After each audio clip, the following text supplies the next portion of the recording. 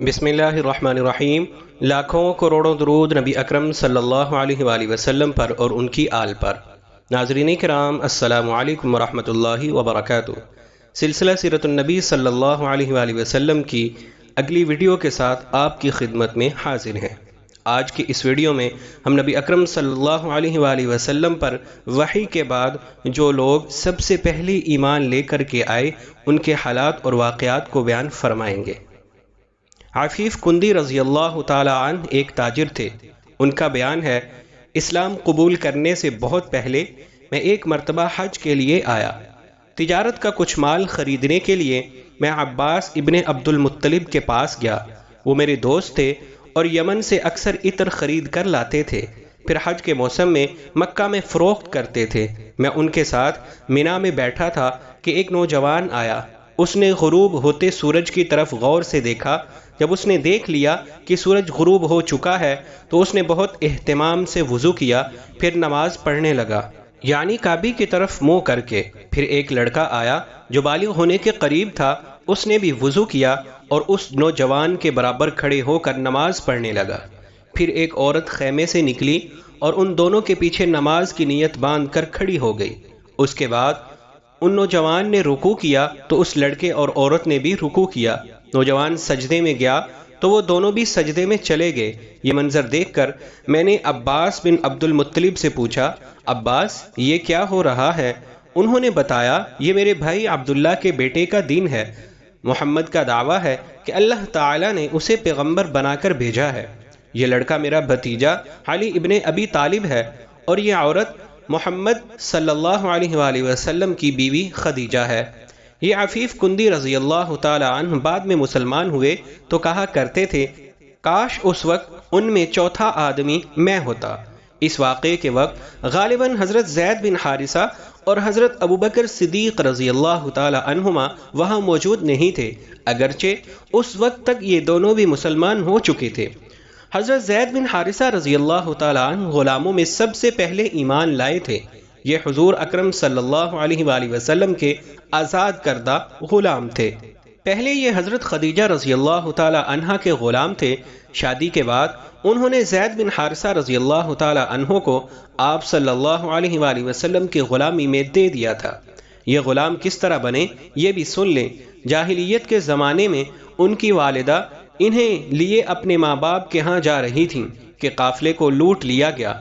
डाकू उनके बेटे ज़ैद बिन हारिसा रज़ी अल्लाह ताला अन्हु को भी ले गए।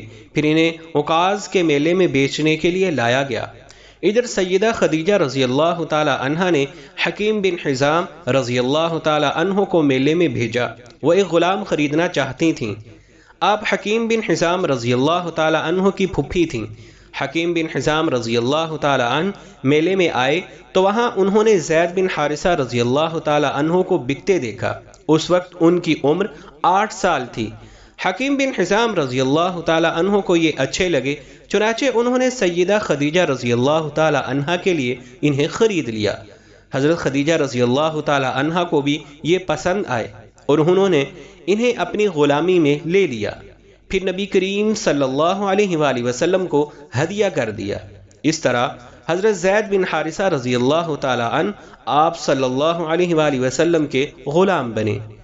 फिर जब आपने इस्लाम की दावत दी तो फ़ौरन आप पर ईमान ले आए। बाद में हुज़ूर सल्लल्लाहु अलैहि वसल्लम ने इन्हें आज़ाद कर दिया था, मगर ये उम्र भर हुज़ूर सल्लल्लाहु अलैहि वसल्लम की खिदमत में रहे।